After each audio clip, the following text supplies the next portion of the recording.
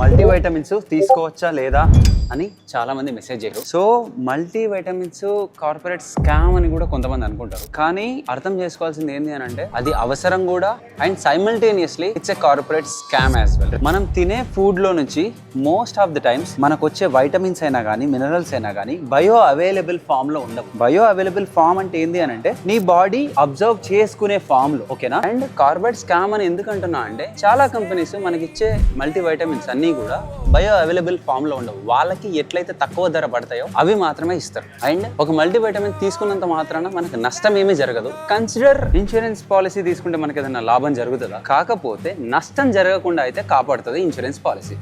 అట్లనే multivitamin tablet కూడా మనకి నష్టం జరగకుండా కాపాడుతుంది. కానీ కొనేప్పుడు మన బాడీ అబ్జర్వ్ చేసుకునే ఫార్మ్స్ లో మల్టీవైటమిన్ అవైలబుల్ ఉందా అండ్ ఆ డోసేజెస్ జెన్యూన్లీ మనకి హెల్ప్ చేసే లెవెల్లో ఉన్నాయా? ఒకటి చెప్తున్నా, ఆర్డిఏ లెవెల్స్ వేరు, ఫంక్షనల్ లెవెల్స్ వేరు. ఒక సప్లిమెంట్ తీసుకున్నంత మాత్రాన ఏదో తీసుకున్నాము అన్నట్టు కాకుండా నిజంగా తీసుకున్న సప్లిమెంట్ మన బాడీకి హెల్ప్ అవుతుందా, మన బాడీని ఆప్టిమల్ లెవెల్లో ఫంక్షనింగ్ అయ్యేటట్టు హెల్ప్ చేస్తుందా అని కూడా చూసుకోవాలి. ఇవన్నీ చూసుకున్న తర్వాతనే మనం మల్టీవైటమిన్ అనేది కొనాలి. సమజ్ అయింది కదా? ఫాలో కొట్టినవా?